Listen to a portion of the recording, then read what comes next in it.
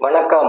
மொழி என்றால் என்ன அப்படிங்கிறதுல இந்த மொழி வரி பிடிச்சிருப்பாங்க பாத்தீங்களா, அவங்கலாம் ஏன் மொழி ஏன் மொழி அப்படின்னு எதுவும் கத்திக்கிட்டு இருந்தா என்ன பண்ணணும் அப்படின்னா, உடனே பேர் சொல்ல எடுத்துடணும். உங்க பேர் என்னன்னு கேட்டு ஓ மொழிதான் அப்படின்னா, என் மொழி கன்னடம் தான், என் மொழி குஜராத்தி தான், மலையாளம், என் மொழி கன்னடம், தெலுங்கு, அந்த மாதிரி யாராவது சொன்னாங்க அப்படின்னா உடனே என்ன பண்ணணும் அப்படின்னா பேர் சொல்ல எடுத்துடணும். பேர் சொல்ல எடுத்துட்டாங்கன்னா மாட்டிடுவாங்க. உதாரணத்துக்கு நரேந்திர தாமோதரதாஸ் மோடி அப்படிங்கிற 3 நிலையில தான் பேர் வைக்க முடியும். இன்னொன்னு நீட்டா அம்பானி அப்படின்னு 2 நிலையில பேர் வைக்க முடியும். இன்னொன்னு நட்டா அப்படிங்கிற ஒரு நிலையில பேர் வைக்க முடியும். இந்த 3 விதத்துலதான் பேரே சொல்ல முடியும், பேரே வைக்க முடியும். மற்றபடி எதுலயும் வைக்க முடியாது. ஒண்ணு முதல் நிலை, ஒண்ணு 2ஆம் நிலை, இன்னொன்னு 3ஆவது நிலை. அப்படி வைக்கும்போது இதுல 3 இருக்குல்ல, அந்த 3 சொல்லுல ஏதாவது ஒரு சொல் புரிஞ்சிடும் நமக்கு. நரேந்திர தாமோதரதாஸ் மோடி, மோடி வந்துருச்சா? அதுவே மல்லிகா அர்ஜுனா கார்கே, அதுல மல்லிகா தெரிஞ்சிருச்சா? அதுவே சச்சின் தெண்டுல்கர், தென்றல் வந்துருச்சா? ரவ்னீத் சிங் பிட்டு அப்படிங்கறதுல பிட்டு வந்துருச்சா? அதே மாதிரி 2 நிலையில பேர் சொன்னாங்கன்னா நீட்டா அம்பானி, நீட்டா வந்துட்டா? அதே மாதிரி ரிஷப் செட்டி, செட்டியார், செட்டி பண்ணை, செட்டியார் பண்ணை. இந்த இடைநிலை அப்படிங்கிறத பரிசு பெட்டி, வரிசைப்படுத்தி, ஜீவல் ஓரம், இதுல ஓரம் தெரிஞ்சுட்டா? அதுக்கப்புறம் எடியூரப்பா, ஏடி கூட்டல் ஊர் கூட்டல் அப்பா, ஏடியூரப்பா ஒண்ணு தெரிஞ்சிடும். அதுக்கப்புறம் பகுதி விதியா பயன்படுத்தி அதை எடுக்கும்போது எல்லாமே நம்ம பேசுற தமிழ்ல வந்துடும். அதாவது பதத்துல வந்துடும், அதாவது சமஸ்கிருதத்துல வந்துடும். அதே மாதிரி நட்டா, ஜேபி நட்டா ஐயா இருக்காருல அவரு, அவன் நீட்டா, பிட்டு, ரவ்னீத் சிங் பிட்டு அப்படிங்கிறது பிட்டு, இதெல்லாம் பிரிக்க முடியாது.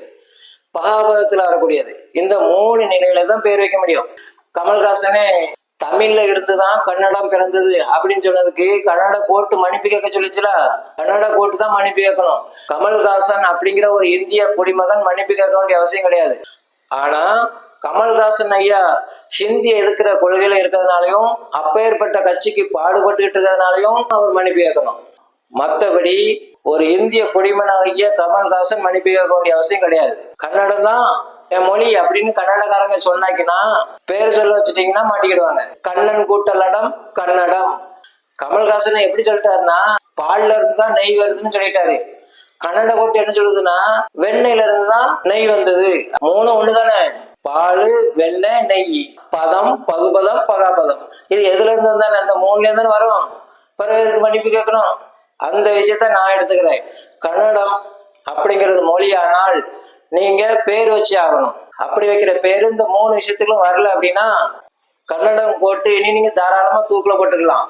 நீங்க வைக்க வேண்டிய பேரு இந்த 3 விஷயத்திலயும் வரக்கூடாது. உங்க கன்னட மொழின்னு ஒண்ணு இருக்குல்ல, அந்த மொழியில பேர் வச்சுட்டீங்கன்னா இனி நீங்க தூக்குல போட்டுக்கலாம். ரிஷப் செட்டி அப்படின்னா நான் வரிசை பெட்டி செட்டியார் அப்படின்னு எடுப்பேன். நாம பேசிட்டு இருக்க தமிழ்ல வரக்கூடாது. பேர் சொன்னீங்கன்னா ஏடி கூட்டல் ஊர் கூட்டல் அப்பா அப்படின்னு எடுப்பேன். அப்படின்னு எடுக்கும்போது நம்ம பேசுற தமிழ்ல வரக்கூடாது. தமிழ்ல இருந்து கன்னடம் வந்ததுனாலும் ஒண்ணுதான், சமஸ்கிருதத்துல இருந்து கன்னடம் வந்தாலும் ஒண்ணுதான். மொழி சமஸ்கிருதம் தான் நம்ம பேசிட்டு இருக்கோம். இந்த மொழி பிரச்சனைக்கு காரணம் இந்த தமிழ் தேசியம், திராவிடம். எப்படி ஜாதி வெறி கூடாதோ, காம வெறி கூடாதோ, மத வெறி கூடாதோ, மொழி வெறியும் கூடாது. மொழி வெறி பிடிச்சவன் இருக்கிற நாட்டுல மொழி நல்லாவே இருக்காது, மொழி செதஞ்சிடும். அந்த அடிப்படையில நாம் தமிழர் கட்சியும் தமிழ் தேசியத்தையும் தமிழ்நாட்டில இருந்து விரட்டி எடுப்பது ஒவ்வொருத்தரின் கடமையாகும். தமிழ் நல்லா இருக்கணும் அப்படின்னா தமிழ் தேசியம் இருக்கக்கூடாது. தர்மத்தின் வாழ்வதனை சூது கவ்வும், பின் இறுதியில் தர்மமே வெல்லும். ஜெய்ஹிந்த்.